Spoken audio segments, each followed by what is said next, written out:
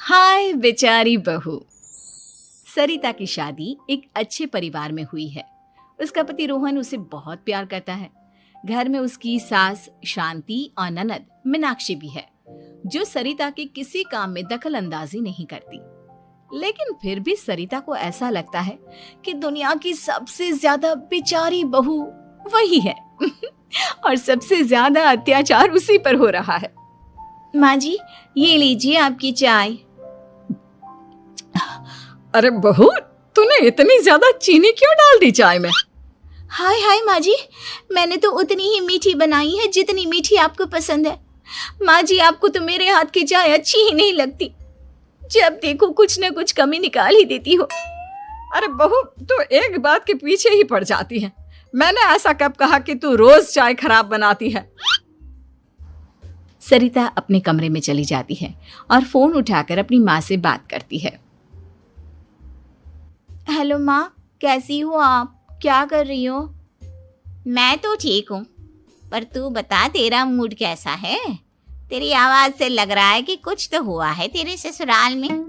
अरे क्या बताऊँ माँ, यहाँ तो हर समय मेरे साथ बहुत बुरा व्यवहार होता है। मैंने अपनी सास के लिए इतनी अच्छी चाय बनाई, लेकिन मेरी सास चाय पीते ही मुझे 4 बातें सुना दी। बेटी, तू इतनी छोटी छोटी बातों पर ध्यान ही क्यों देती हो? तुम्हारी सास ने कुछ बोल भी दिया तो क्या हो गया? वो बड़ी है ना तुझसे। माँ ने इतना समझाया, लेकिन इस बात का सरिता पर कोई असर नहीं हुआ।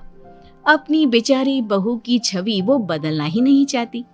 अगली सुबह सब नाश्ते की टेबल पर बैठकर नाश्ता कर रहे थे, तभी सरिता ने अपने पति से कहा, सुनिए जी, मुझे ना आज बाजार से कुछ सामान लेकर आना है। आज आप ऑफिस से आने के बाद मुझे लेकर चलना ना। भाभी, मुझे भी कुछ किताबें खरीदनी है। आप दोनों जा ही रहे हो तो मेरी किताबें भी ले आना। लो, अभी तो बात ही की है बाजार जाने की, तो एक फरमाइश आ गई। माँ जी, आप भी बता दो कुछ, और हाँ, मोहल्ले वालों से भी बोल दो अगर वो कुछ मंगवाना चाहते हो तो। बेचारी मीनाक्षी अपना सा मुंह लेकर रह गई।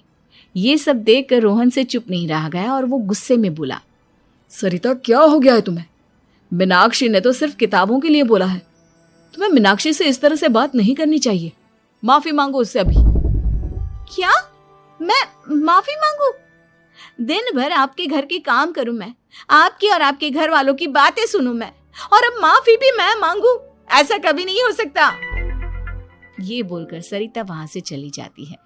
एक दिन उनकी पड़ोसन घर आती है।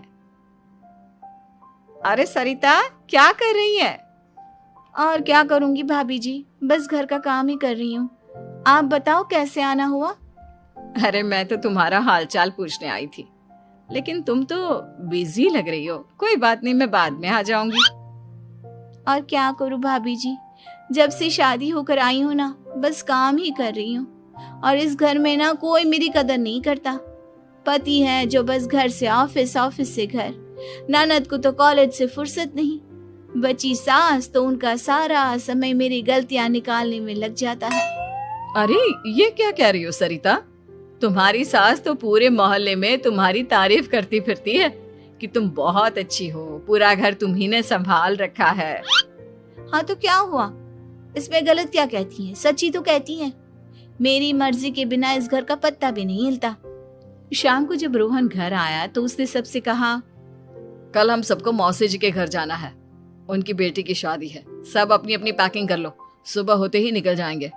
और सरिता, तुम कान खोलकर सुन लो, वहां जाकर किसी की बुराई भलाई शुरू मत कर देना, नहीं तो मुझसे बुरा कोई नहीं होगा। हाय हाय जी, आप तो ऐसे कह रहे हो जैसे मैं सुबह शाम सबकी बुराई करती फिरती हूँ। आज तक कोई कह नहीं सकता कि मैंने किसी की पीठ पीछे किसी के बारे में कोई बुरी बात बोली हो तो। अरे बस बहू, बात को और ज्यादा आगे मत बढ़ा। हमें सब पता है तू हमारे साथ क्या व्यवहार करती है। ये बात घर तक रखना, शादी में किसी को कुछ मत बोलना, नहीं तो सब कहेंगे कि शांति की बहू कितना बोलती है। हाँ हाँ, सब कुछ तो मैं ही बोलती हूँ ना। आप लोग तो हर समय फूलों की बारिश करते रहते हो मेरे ऊपर। सारी गलती मेरी है जो मैं इस घर में आई। सबका कितना ध्यान रखती हूँ, लेकिन फिर भी मेरी तो आप लोगों की नजर में कोई कदर ही नहीं है। अगली सुबह सब लोग मौसी जी के घर पर चले जाते हैं। वहां पर शादी का माहौल होता है, सब जगह चहल पहल होती है, बहुत सारे मेहमान आए हैं। सरिता को वहां बहुत अच्छा लग रहा है। वो अपने मन में सोचती है, यहाँ कितना अच्छा लग रहा है, कितनी रौनक है। मैं यहाँ किसी से ज्यादा बात नहीं करूंगी। अगर मेरे मुंह से कुछ ऐसा वैसा निकल गया तो रोहन जी तो मुझसे गुस्सा हो जाएंगी। सरिता ये सब सोच ही रही थी कि वहां रोहन की कजिन साक्षी आ गई और सरिता से बोली, आप सरिता भाभी हो ना? जितना आपके बारे में सुना था, आप तो उससे भी ज्यादा सुंदर हो। हाँ वो तो है, मेरी सुंदरता की तारीफ सब करते हैं। मेरे मायके में तो सब यही बोलते हैं कि रोहन जी की किस्मत बहुत अच्छी है जिन्हें मैं मिली। लेकिन आप कौन है? मैंने आपको पहचाना नहीं। मैं रोहन भैया की कजिन हूँ। आपकी शादी पर नहीं आ पाई थी ना, इसलिए आप मुझसे मिली नहीं कभी। शांति मौसी और मीनाक्षी आपकी बहुत तारीफ करते हैं। क्या कहा तुमने? मेरी तारीफ? कभी नहीं। मेरे ससुराल वाले कभी मेरी तारीफ कर ही नहीं सकते। मैं इतनी अच्छी हूँ, मेहनती हूँ, लेकिन उन्हें तो मेरी कदर ही नहीं। सारा दिन घर का काम करती हूँ, फिर भी मेरी सास ना मुझे सुनाती रहती है, और पति भी मेरी सास की साइड लेते हैं। ना कभी बाहर ले जाते हैं, ना कहीं घुमाने। अगर घुमाने के लिए कभी बोल भी देना तो उनकी बहन बीच में आ जाती है। मैं कैसे रह रही हूँ उस घर में, ये मैं ही जानती हूँ। सरिता की ये बातें सुनकर साक्षी को बड़ी हैरानी हुई। अब वो हर किसी के सामने अपनी बढ़ाई और ससुराल वालों की बुराई करने लगी। रोहन और शांति को सरिता पर बहुत गुस्सा आया, लेकिन वो चुप रहे। अगले दिन जब वो अपने घर पर आए, सरिता, तुमने क्यों सबके सामने मेरी इज्जत का तमाशा बनाया? तुमसे बोला था ना कि चुप रहना। अजी ऐसा भी क्या कह दिया मैंने जो इतना भड़क रहे हो? तुम जहां जाती हो अपना रोना शुरू कर देती हो, कभी किसी दूसरे की बात ही नहीं सुनती, बस अपनी कहती रहती हो। तुमने सबके सामने हमारा तमाशा बनाकर रख दिया है। हे भगवान, मुझे अपने पास बुला ले। जिस घर में मेरी कदर ही नहीं, उस घर में मेरा क्या काम? अरे क्या करूंगी मैं यहाँ रहकर? जो भी आता है मुझे सुनाकर चला जाता है। मैं तो किसी से कुछ नहीं कहती। सीधी सादी बहू मिल गई है ना सबको, तो जो जी में आए वो करो। सरिता ने अपने आगे किसी को कुछ बोलने ही नहीं दिया, और उस दिन भी उसने सबके सामने खुद को बेचारी बना ही दिया। अगले दिन मीनाक्षी कॉलेज के लिए लेट हो रही थी, इसलिए वो हर काम जल्दी जल्दी कर रही थी। अपना नाश्ता लेने किचन में गई और पतीले में रखे गरम दूध को गिलास में डालने लगी। दूध का पतीला उसके हाथ से छूट गया और गरम गरम दूध उसके हाथ पर गिर गया। ओए माँ, हाय मेरा हाथ, माँ मेरा हाथ जल गया। मीनाक्षी की आवाज सुनकर सरिता दौड़ती हुई आई। ये क्या किया तुमने? तुम्हें नाश्ता चाहिए था तो मुझसे बोल देती, मैं क्या मना कर देती? अब पता नहीं कितने दिन की मुसीबत पाल ली तुमने। सरिता मीनाक्षी को उसके कमरे में ले गई और उसका बहुत ख्याल रखा। उसका इस तरह से ख्याल रखना शांति और रोहन को थोड़ा अजीब लगा। माँ, सरिता के दिमाग का भी कुछ पता नहीं।